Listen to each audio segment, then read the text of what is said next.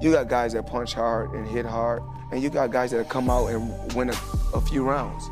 But nothing really was tough. Okay, a lot of people are saying that Usyk heavyweight run isn't a lot of fighters at heavyweight, of course, because he only fought, what's that, 1, 2, 3, 4, 5 fighters at heavyweight. So again, I think Oleksandr Usyk is an exceptional fighter, but you need to match him with someone that can actually match his work rate.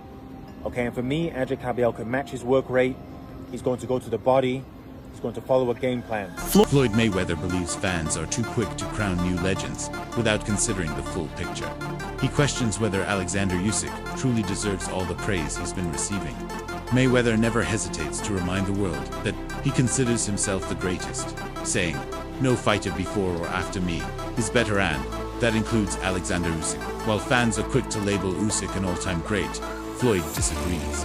He acknowledges Usyk's talent, but insists that his own legacy is on a different level. Mayweather retired undefeated, made history across multiple weight classes, and dominated the sport for years. In his view, Usyk's opponents don't compare to the level of competition he faced. To Floyd, Usyk is overrated and nowhere near his tier in terms of skill, legacy, or greatness. At the end of the day, I'll let you know. There's no fighter that will ever be better than me. There's no fighter that wasn't better than me before me or after me or when I'm long gone. I'm the best. Critics like Showbiz, the adult, present a compelling counter to the growing praise surrounding Oleksandr Usyk. While many hail Usyk as an all-time great for his dominance in the heavyweight division, Showbiz questions whether his opponents were of a high enough caliber to justify such a claim. The argument centers on the quality of competition. If the fighters Usyk defeated were not elite or in their prime, the significance of his victories is diminished. Aside from Tyson Fury, often cited as a legitimate top level opponent, most of Usyk's adversaries lack the legendary status needed to elevate him into the same conversation as historical icons like Muhammad Ali or Evander Holyfield. That Usyk heavyweight run isn't a lot of fighters at heavyweight, of course, because he only fought, what's that, 1, 2, 3, 4, 5 fighters at heavyweight. But they saying that it's full of quality, right? I want you to understand, full of quality. Witherspoon isn't an all-time great heavyweight. His brother, Tim Witherspoon, you can argue. But Chance Witherspoon, no. Derek Chisora is not an all-time great heavyweight. He's not.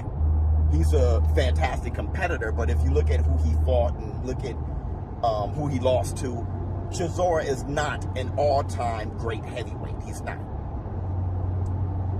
Dubois is not yet an all-time great heavyweight. Look at who he fought, who he struggled with, who he lost to. Dubois is not an all-time great heavyweight. So we're left with, when you say quality, we're left with Tyson the Gypsy King Fury and Anthony A.J. Joshua.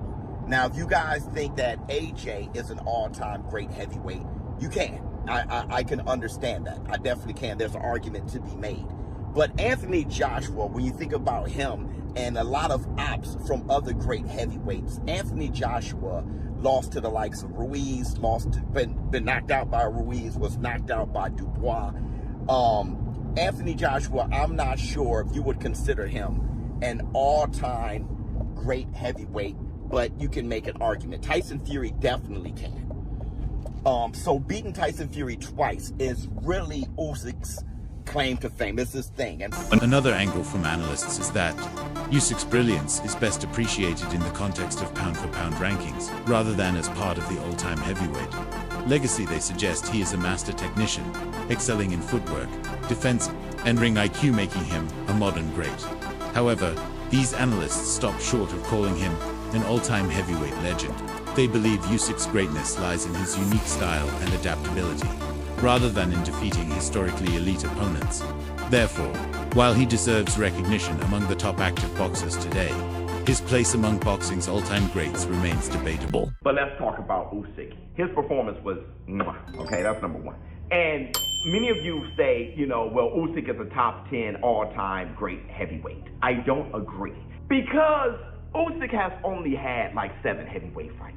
is very stacked within those 7 fights. But really, it's hard to put him past people who's had 30 plus, 40 plus fights and just had a career, a great all-time career at heavyweight. But what I can say is that Oleksandr Usyk is one of the greatest fighters, pound for pound, ever. And I put him on my Mount Rushmore today. So I don't have him as an all-time great heavyweight, but I do have him as an all-time great pound for pound fighter. And where do I put him there? Pretty damn high. Critics also point out that many of Usyk's opponents failed not because he was invincible, but because they didn't utilize their skills effectively. Some faced him more than once, yet still struggled to adjust. Analysts have noted that fighters like Michael Hunter or even Joe Joyce demonstrated better ring awareness, and strategy could have posed a greater threat.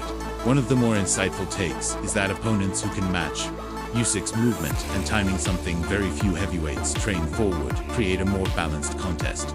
Instead, many entered the ring without a clear game plan, making Usyk's job significantly easier. A bit harsh on Daniel Dubois after the fight, and I actually think I'm, being fair in being a bit harsh on him. I think Daniel Dubois is an exceptional fighter, but there is something, where it's a confidence thing. And I think Oleksandr Usyk, give him a lot of credit. His jab looked exceptional on Saturday, and really that first, jab that landed on Daniel Dubois, it snapped his head back, and it was a powerful jab. It actually reminded me of Artur Beterbiev's jab when it's, when he really snaps it, and it was obviously a very powerful shot. So I think Daniel Dubois, I think he was confused by Usyk, and I think, he just looked so discouraged to me. Again, take nothing away from Oleksandr Usyk. I thought it was an exceptional performance. And to be honest, he really didn't even get out of second gear. And he didn't even need to. Now, obviously, there's a lot of, talk about what he's going to do next. In my opinion, really, there's only one fight that I would actually want to see. For me, that's Adrian Caballel. I think Adrian Caballel is someone that, number one, knows how to go to the body. I think if Oleksandr Usyk does have a weakness, it is the body. I think Adrian Caballel can follow a disciplined game plan. I think he's had a good string of wins, and I think his stamina is very good as well. I think Oleksandr Usyk is, winning a lot of these fights based on his speed, his stamina, and his footwork. These big heavyweights like Daniel Dubois, Anthony Joshua, Tyson Fury, they cannot live with the pace that Usyk is setting. I mean, Daniel Dubois was knackered after 3 rounds in that fight. Okay, so they can't live with the pace. So again, I think Oleksandr Usyk is an exceptional fighter, but you need to match him with someone that can actually match his work rate. Okay, and for me, Adrian Caballel can match his work rate. He's going to go to the body. He's going to follow a game plan. Showbiz emphasizes that placing Usyk alongside names like Muhammad Ali and Evander Holyfield is premature. He argues that Usyk doesn't yet have the resume to deserve a seat at that elite table. The greatest fighters in history are defined not only by their talent, but by the level of competition they overcame. According to Showbiz, even Usyk's top 5 opponents wouldn't crack the top 5 on Ali's or Holyfield's list. This comparison highlights the difference between being great in your era and being one of the greatest of all time. Run. I cannot put that over the likes of Evander the Real Deal Holyfield fighting and beating the likes of Riddick Bowe, beating the likes of George Foreman. When he beat George Foreman was a killer. Beating George Foreman, beating the likes of Iron Mike Tyson. He was a huge underdog there. Beating the likes of Larry Holmes, beating Michael Moorer. Evander beating Michael Dokes, if you guys know who that is and how good of a fighter he was. Evander the Real Deal Holyfield has a different brain. I cannot put Usyk with his 5 heavyweight opponents over heavyweights, great heavyweights, who made careers at heavyweight. We all know what Muhammad Ali did. Muhammad Ali beat the who's who of heavyweight greats. He fought them all, and he beat them, okay? But then you have guys like Larry Holmes who have beaten the Ernie Shavers, who have beaten the Ken Nortons. You have the likes of Jack Johnson, which when you look at his box rec, you see his record and you don't know what he had to overcome to be so great. When Daniel Dubois stepped into the ring with Usyk, many expected a war. However, post-fight analysis exposed numerous flaws in Dubois's preparation and execution. Observers noted issues with his footwork, lack of head movement, and failure to sustain pressure. This raised questions. Was Usyk truly dominant, or was Dubois simply underwhelming? While Usyk clearly won, some believe the fight didn't reflect Usyk's peak ability, as much as it exposed Dubois's poor form that night. This week's performance reignited debates about the level of competition Usyk is facing. Was very pro Dubois, and we were willing him on being a London boy and stuff like that. I thought he won the first round. Thought Usyk won the second round, but I thought there was arguments for certainly giving Dubois the third round. But you could see, even if he was in the fight, things were starting to change after the second round. Usyk just had that extra little bit of class about him. I'm not gonna lie, I didn't have him for any rounds. I just thought Usyk was so dominant, and that jab. And I'm not no boxing expert. I'm a casual.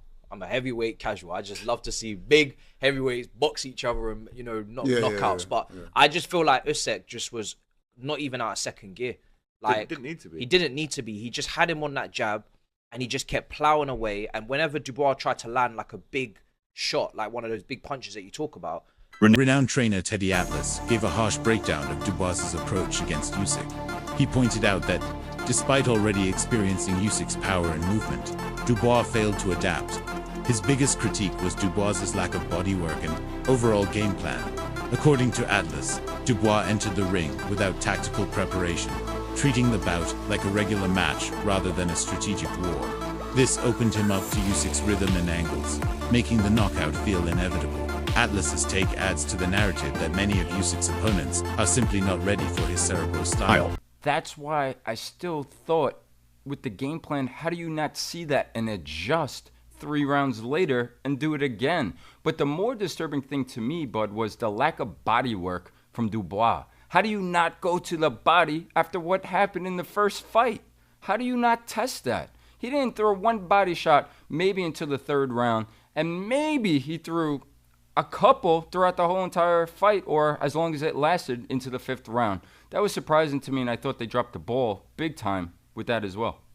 You know, to that point, when he did throw the one body shot, I'm not going to get deep into this because it was only one, but it almost looked like it bothered Usyk. Right? You know what I mean? And it looked like very similar to the first fight, close to that belt line, right? Yeah. And it was low. It was a little low. It was. There's no doubt about it. No doubt. But still, to your point, how do you leave that alone? And then I'm gonna early in the show when I broke down the Holloway and Poirier fight, I'm gonna go back to that real quick now. Holloway won because he had he won because he's great and because he's who he is and because of his makeup and his intestinal fortitude, his skills. I understand all that. But he won the way he won this fight because he had a great fight plan. To your point, to our point, Dubois had no fight plan. And to my point, I'm going to answer your question. You asked a brilliant question. See, the show was so much better with you. I'm sorry. I'm not knocking nobody. I'm not. I'm grateful for everyone, and everything the history of the show has been. But you open up conversation for me by bringing me down places that conversation needs to be opened up by asking certain things that are relevant in this sport. And what you brought up is how. And I'm going to answer that question. How do you not have a better fight plan? How do you not adjust when you made those mistakes in the 2nd and 3rd round that Dubois made, reaching in? You see the guy stepping out. You see he's setting traps. How do you not adjust to that? I'm going to answer it, bud. Part of the thing that is Dubois is that what I was explaining before about being awkward, about being, a guy that kind of like, he simply gets directed. He's the kind of guy like you direct him, you give him more confidence, and he's going to go. And he did that. He did that. He did it in the Herjavec fight. He walked through right hands. He did it in the Joshua fight. He took charge and he caught him. He did. But you can't do that in some fights. Usyk's dominant performance over Daniel Dubois left many analysts impressed. Becoming a 3-time undisputed champion is no small feat, and it highlights his technical mastery. His ability to neutralize opponents with precision rather than power has become his trademark. However, even with all these accolades, comparisons to Muhammad Ali still fall short. Ali's cultural influence, depth of competition, and iconic fights across generations elevate him beyond mere accomplishments. Usyk may be great by today's standards, but Oli remains a once-in-a-century figure whose shadow looms large over all discussions of boxing greatness. Oleksandr Usyk just knocked out Daniel Dubois in the 5th round. Oleksandr Usyk at his scintillating best with a left counter to the chin, and it was good night for Daniel Dubois, and all rise for the brilliance of Oleksandr Usyk. Man, I can't lie to you, bro. That overhand left is different. Is different. He put it right on the... That's taking you out, bro. It's cooked. You're cooked. I'm not gonna lie, man. When it comes to heavyweight fighters, you have to put Oleksandr Usyk. He's top 10, bro. It might be crazy to say he top 5, but you gotta look at what he's doing, bro. When it comes to heavyweights, bro, he's different. He's different. It's just simple and plain. After this performance, where do you guys rank Usyk all time? Just strictly heavyweights. When it comes to heavyweights, where do you guys rank him all time? I'm not gonna lie, he's gotta be top 10.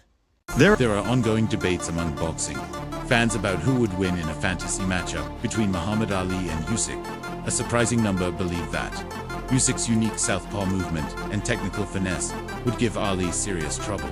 They argued that his unorthodox angles, feints, and discipline could have outsmarted even a prime Ali. This viewpoint, while still a minority, highlights the high regard Usyk's ring IQ has earned him. Still, others insist Ali's adaptability and warrior spirit would have eventually overwhelmed Usyk, especially in the later rounds.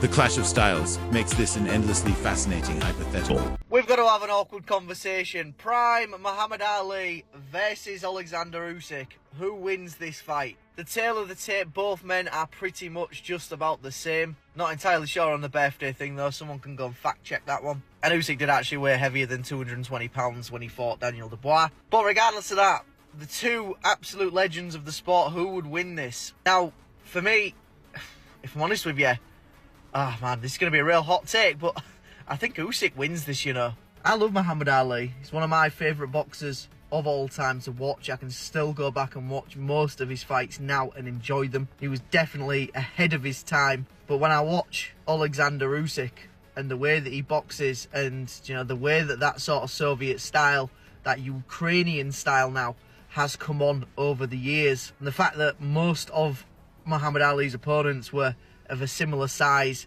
similar weight to him, whereas Oleksandr Usyk is giving away a lot of weight against a lot of his opponents and still coming out and dominating them. I think Usyk does it.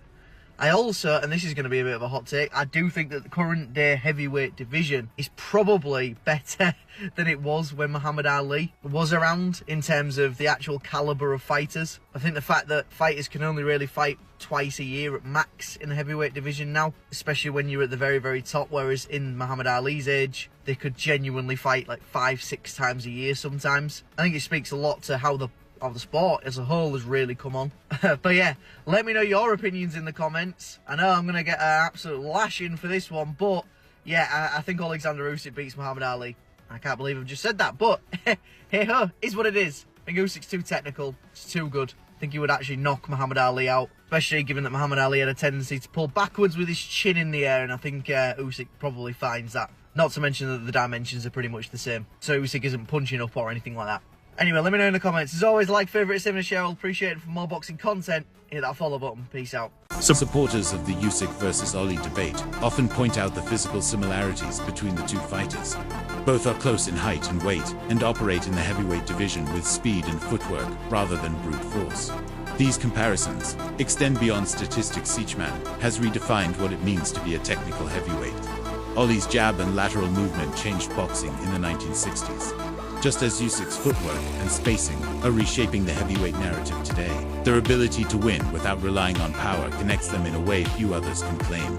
Lennox Lewis, a legend in his own right, added his voice to the Usyk conversation by claiming that he could have defeated the Ukrainian if they had fought. In the same era, Lewis believes modern heavyweights struggle with Usyk because they can't figure out his rhythm or break his flow.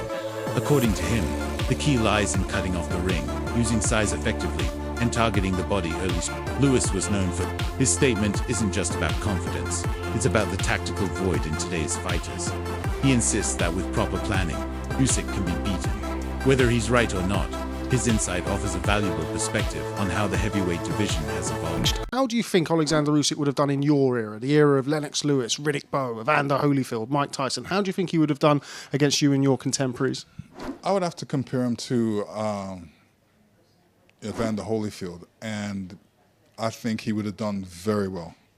Very well. I don't think he would have lasted against me because, you know, I throw a mean uppercut in there, and I noticed he gets caught with uppercuts. So he wouldn't have been able to stand up to my uppercuts. That's it for today's video. Stay tuned. Until next time.